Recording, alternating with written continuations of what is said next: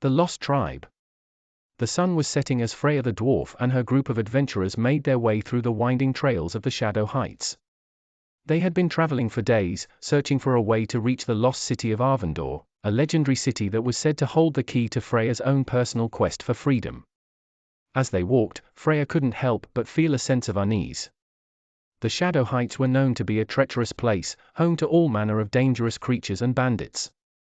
But Freya and her group were determined to reach their goal, no matter the cost. Suddenly, they heard the sound of drums and chanting coming from just ahead. As they approached, they saw a large group of orcs gathered around a campfire. The orcs were adorned with tattoos and markings, and they were clearly deep in the midst of some kind of ritual. Freya and her group approached cautiously, but they were greeted with open arms by the orc leader, Harguth. He was a powerful-looking orc, with a wild and unpredictable air about him. Freya could see that he was a shaman, and she knew that he worshipped Tempest, the storm elemental deity. Harguth, Freya said cautiously, who are you and what is your tribe doing in these parts? I am Harguth, the leader of this tribe, Harguth replied, and we are on a quest to find a lost tribe of orcs that have been separated from the main tribe for many decades. What kind of quest is that? Freya asked. Our lost tribe holds spiritual significance for our people, and it is my duty as a leader to find and reunite them with the main tribe, Harguth explained. And now, after decades of searching, I have received a message from a hunter who claims to have met one survivor near the mountain pass in Shadow Heights. I believe this survivor is from the lost tribe and that this is a sign that we are close to finding them. I implore you to join me on this quest, for the lost tribe holds the key to the spiritual well-being of the orcs and your help is desperately needed. We will join you on your quest, Freya said. We too could use allies on our journey to free Arvandor. Excellent, Harguth said. And to aid you on your journey, I will assign a young orc hunter, Zogger, to be your guide.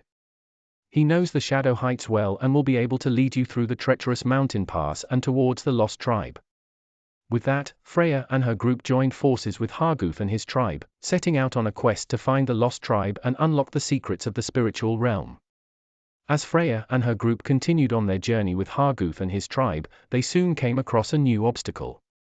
The pack of wolves that had been preying on the tribe's food supplies had grown bolder, and they were making it increasingly difficult for the group to continue on their journey. We must find a way to fend off these wolves or hunt them, Harguth said, as the group huddled around the campfire at night, discussing their options. Otherwise, we will not have enough food for the journey ahead. Freya knew that Harguth was right. They couldn't afford to lose any more food to the wolves. But how were they going to take on such a large and dangerous pack? We could set traps, suggested one of the members of her group, a skilled hunter. That way, we could catch the wolves and kill them without putting ourselves at too much risk. Freya considered this idea, but she knew that it would be time-consuming and they might not have enough time to prepare. We could also try to drive them away with fire, she suggested. We could use torches to scare them off. Harguth nodded in agreement. That could work, he said. But we must be careful not to start a wildfire. The group decided to try both methods, setting traps and using torches to drive the wolves away. They spent the next few days working tirelessly to prepare for the wolves' next attack.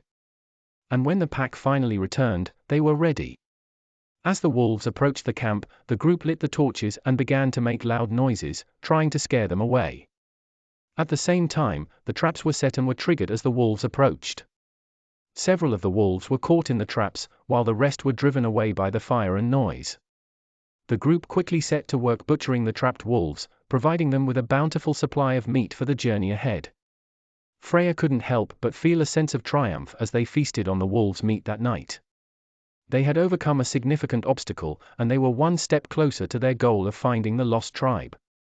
The next day, as they continued on their journey, Freya couldn't shake off the feeling of unease. She couldn't help but think about the pack of wolves they had just encountered. She knew that they were only trying to survive, and it made her wonder what else they would have to face on their journey. As Freya and her group continued on their journey with Harguth, they soon realized that they had to split up. Harguth and his tribe needed to stay behind and gather food for their journey while Freya, Zogger and her group continued on their quest to find the lost tribe. I will stay behind with my tribe, Harguth said, as they stood at the edge of the camp. But I will send Zogger, my trusted hunter, with you. He will guide you through the mountain pass and to the lost tribe.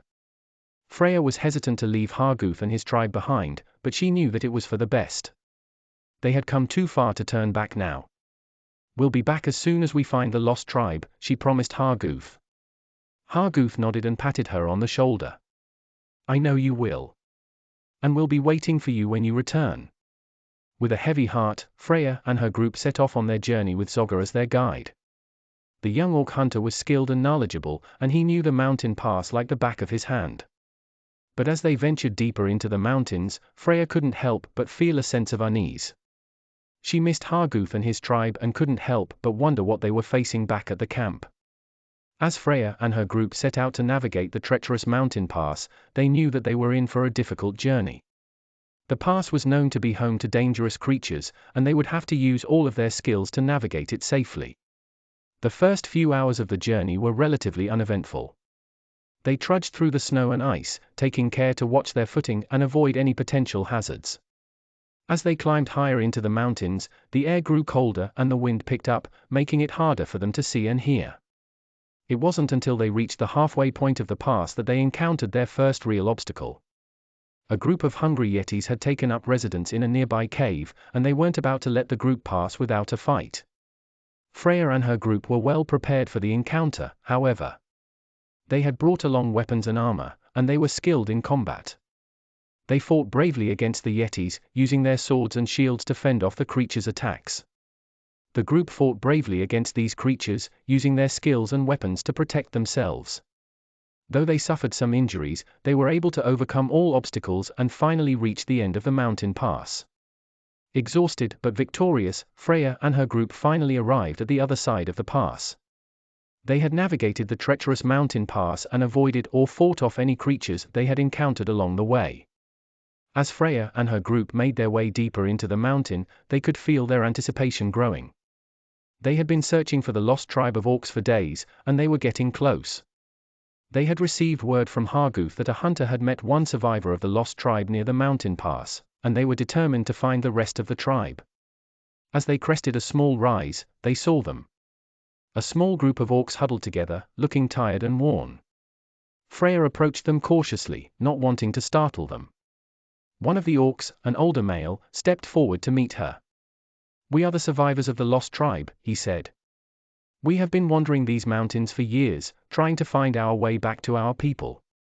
We were separated from our tribe during a raid and have been lost ever since. Freya and her group listened as the orc told them the story of how the tribe had been separated and how they had been struggling to survive in the harsh mountain environment.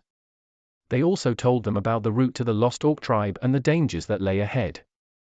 But the strange thing is, the orc continued, we have been running in circles. We always seem to end up in the same spot no matter how far we walk. We believe that some powerful magic has held us in place. Freya and her group knew that this was not going to be an easy task.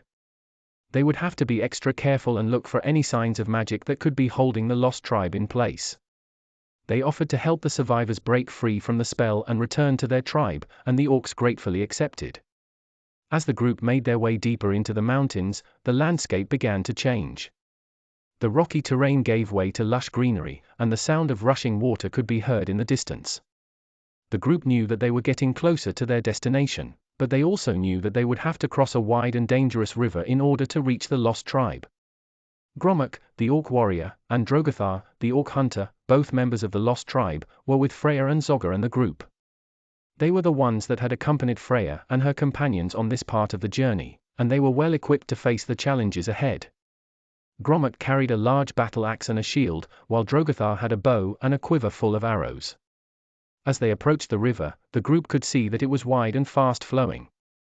The water was dark and murky, and they could see the occasional ripple as something large swam beneath the surface. Freya and Zogger knew that they would have to find a way to cross the river safely in order to reach the lost tribe. We must be careful, Freya warned the group.